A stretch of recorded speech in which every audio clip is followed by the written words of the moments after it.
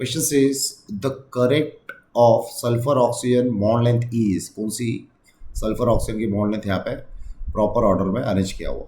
ठीक है, कौन सा फॉर्मूला यूज करेंगे, bond length is inversely proportional to bond order. ठीक है, सबका बॉन्ड ऑर्डर निकालेंगे।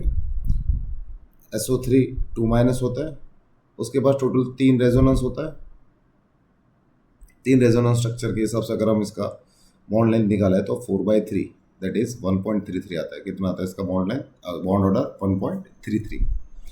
उसके बाद हमको दिख रहा है यहाँ पे SO4 2 माइनस।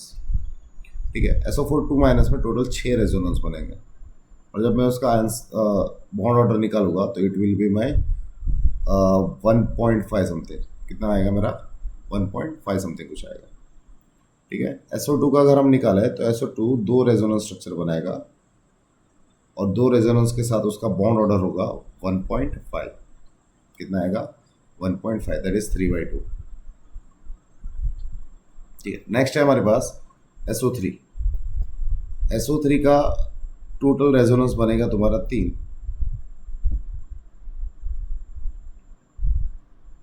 ठीक है, उसका बॉन्ड ऑर्डर रहेगा 5/3 दैट इज 1.67 समथिंग।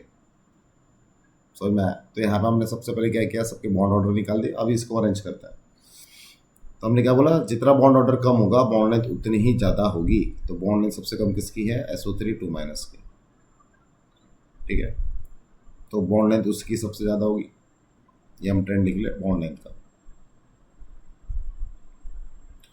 उसके बाद हमको उससे बड़ी वैल्यू दिख रही है 1.5, बट 1.5 में ना यहाँ पे क्लैश हो रहा है SO4 2 माइनस में और SO2 में। तब यहाँ पे हम क्या कंसिडर करते हैं कि रेजोनेंस SO4 2 माइनस का ज़्यादा है तो उसका बॉन्ड लेंथ भी ज़्यादा होगा।